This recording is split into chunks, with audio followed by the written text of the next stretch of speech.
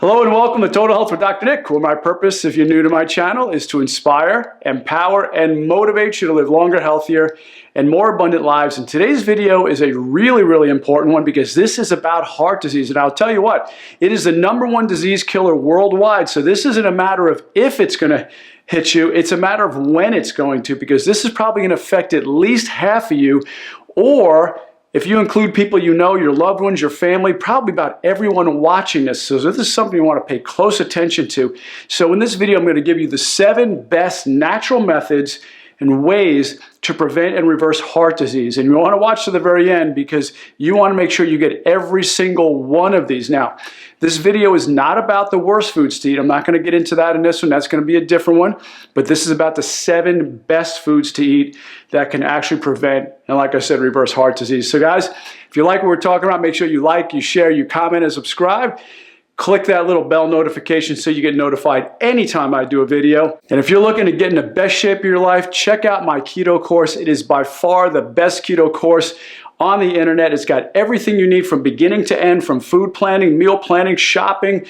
It gives you videos that will inspire, motivate you, and bring you to tears. So if you're looking for the best keto course on the market, check out my keto course. And if you'd like, you can actually get a special discount. I actually am on the cover of Keto Time magazine this month, and I'm totally honored to be on the cover. So if you guys would like to get my course at 25% off, if you go to ketotime.com and you put in the promo code Dr. Nick, right here, you get it 25% off. So go ahead and check that out. And by the way, check out this magazine anyway. It's fantastic. It's pretty much the world's biggest expo on everything keto. The interviews they're doing in here are fantastic. The recipes, the tips, everything in this magazine is just top notch. So check it out. And like I said, you can get my course at 25% off. And also too, check the link down below. I've also got my cookbook down there. It's got all kinds of great recipes. Anyway, let's dive on in, like I said, with the 7 best ways that you can prevent and reverse heart disease naturally. Number 7 is BComplex. Yes, BComplex has been found in studies to not only stop the progression, but also to reverse the progression of heart disease. Turns out, in a 2009 study published in the journal Stroke, found that high-dose B-complex vitamin supplementation significantly reduces the progression of early-stage subclinical atherosclerosis in healthy individuals. So that's big news, guys, because so many times people believe that once they start to get heart disease, or if it's in their family, that they can't do anything about it. And you hear me talk about this a lot. If you've seen some of my previous videos, I talk a lot about epigenetics. And epigenetics has everything to do with your lifestyle, your choices you make, the foods you eat, the exercise you do or you don't do, the foods that you eat that are bad, the ones that you eat that are good, even your thought process, your belief can actually dictate whether your genes are turned on or off by things for heart disease. So even if you have the genes for heart disease, like many of you do, you might have it. I have it in my family because so many of my families have died of heart disease, but it doesn't mean you're going to get it because you can actually turn those genes off if you do the right things. A 2005 study published in the Journal of Atherosclerosis found a B vitamin formula decreased the carotid artery thickness in patients at risk for cerebral ischemia. So that's huge, guys, because the carotid arteries are in your neck. And if you're blocking the carotid arteries, you're obviously blocking oxygen supply to your brain. Your brain can't go very long without oxygen, only a couple of minutes. So this is a huge finding. Number 6 is garlic, one of my favorites. No Italian household goes without garlic, you know that. Not only has garlic been found to reduce multitude of risk factors associated with atherosclerosis, the thickening and hardening of the arteries, but also significantly reduces the risk of heart attack and stroke.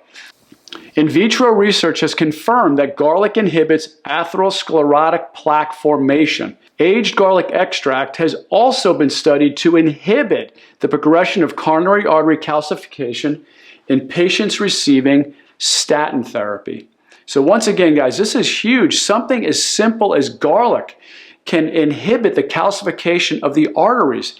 Once again, guys, when you start to cause calcification in the arteries, which we typically think is by things like cholesterol, you start to take statin drugs for that. We're starting to find out that you don't need that. You don't need statin drugs.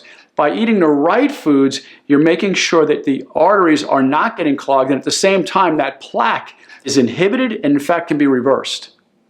Number 5 is arginine. Now, this is an amino acid that has actually been shown to stop the progression of atherosclerosis. In fact, it can reverse it. One of the mechanisms in which it accomplishes this feat is by increasing the production of nitric oxide, which is normally depressed in blood vessels where the inner lining has been damaged, called the endothelium, resulting in dysfunction. So arginine, you can typically get it in supplement form. I have it here in mine. This is L-arginine. So what I'll do and make it easier for you if you like, you can get it at your own health food store, or I'll put the link for it down below in the description, and you can easily just order it right online. And number 4 is pomegranates. I remember eating those around Christmas time, but pomegranates are becoming very well known for their antioxidant properties. It turns out that the pomegranate can actually reduce the thickness of the carotid artery walls by as much as 29%.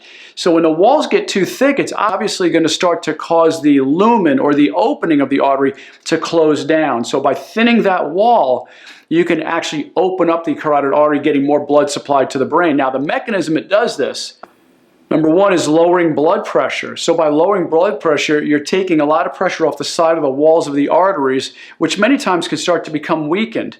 And if the walls become weakened, and not only that, if the walls become too thick, when they become too thick, it's very hard to pump blood through there, because as the walls get thicker, as I said, the lumen gets smaller, and it's almost like trying to blow water through a straw. When the straw gets too clogged up, it takes a lot of struggle to do that. Number 2 is fights infection. Turns out there's bacteria and viruses inside the arteries. So if it can fight that infection and reduce it, it makes it a whole lot easier for blood to be able to transport through the arteries. Number 3, preventing cholesterol oxidation. Now, I want to stress this because cholesterol is not the problem. In fact, go back and watch one of my previous videos I did on what's the real truth about cholesterol.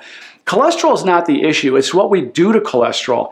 We cause it to oxidize by our lifestyle. Our lifestyle causes the cholesterol molecules to get too small. And when they get too small, they can embed in the walls of the arteries. And when they do that, they actually can sit there and start to oxidize. So it's not so much the cholesterol is the issue.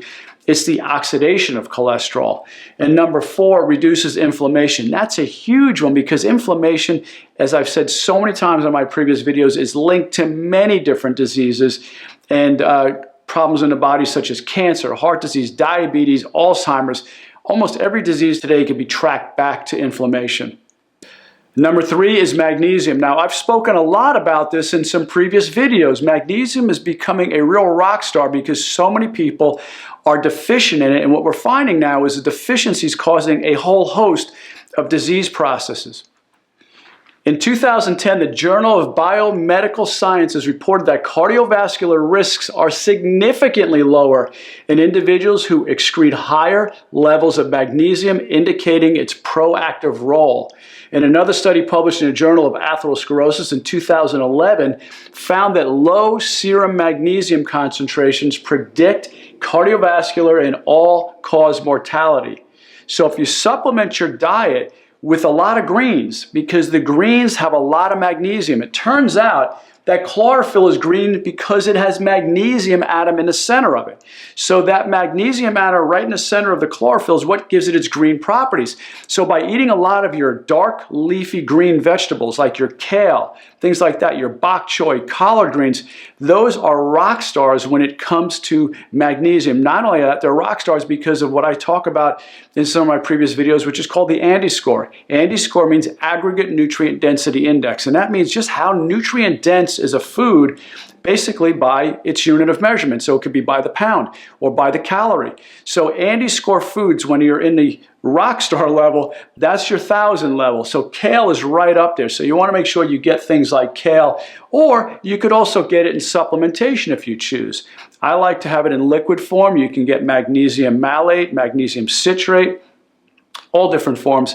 You just pick which one's best for you for whatever your needs are. Number 2 is vitamin D, another one that we are extremely deficient in. And you talked about this on many different videos before, where people are either deficient because of the time of the year. Maybe it's winter, you're not getting out in the sun that much. In fact, that's why so many people tend to be sick in the fall and the winter because you're not getting as much sun, you don't get as much vitamin D, and as a result, your body starts to become sick and your immune system goes down because vitamin D is directly linked to your immune system. But it also turns out that this essential compound, vitamin D, which is really more like a pre-hormone, when you have decreased levels of vitamin D, it really increases your mortality rate or your death rate from all causes.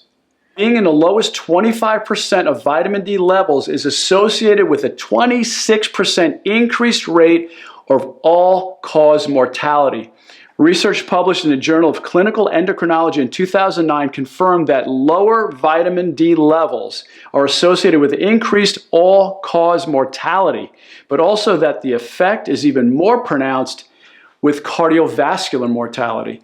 So once again, guys, the risk goes up dramatically when your vitamin D levels are too low. So I recommend you getting it checked. You typically need a blood test.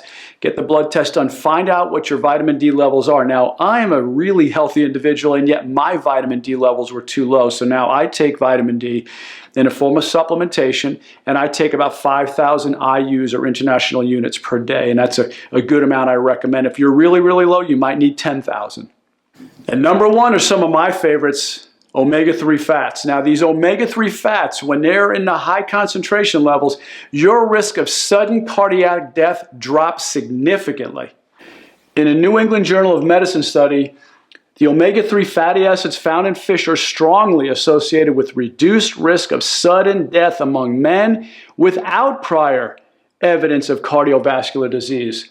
And a 2002 study published in Journal of Circulation found that omega-3 fatty acid supplementation reduces total mortality and sudden death in patients who have already had a heart attack. Now that's great news, guys, because that tells you that epigenetically you can change the outcome. So even if you've had a previous heart attack or a heart attack risk, you can change your risk profile by including omega-3 fats in your diet. In fact, include all of these. You can't go wrong. So if your family, and I started talking about this in the beginning, if your family has a risk for heart disease, you will greatly benefit by doing any or all of these 7 protocols. Why? Because you can epigenetically change it. Now, what does that mean? What is epigenetics? Well, epigenetics means it's above the genome, and that's where cutting-edge neuroscience is going right now. It's not just about your genes. You might have the genes for heart disease, the genes for cancer, the genes for diabetes, the genes for anything.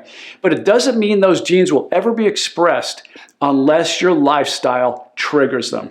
Remember, it has to be triggered, and the trigger can be the smoking or not eating right, not exercising, or not incorporating these best foods. So guys, incorporate as many of these as possible, especially if you are at risk for heart disease or you know someone who is. So anyway, guys, if you like this video, don't go away. You make sure you check out my other videos. You're going to love those too. So guys, I love and appreciate you. Thank you so much for watching my videos and my channel. This is Dr. Nick. Have a blessed day, and I'll see you next time. Bye-bye.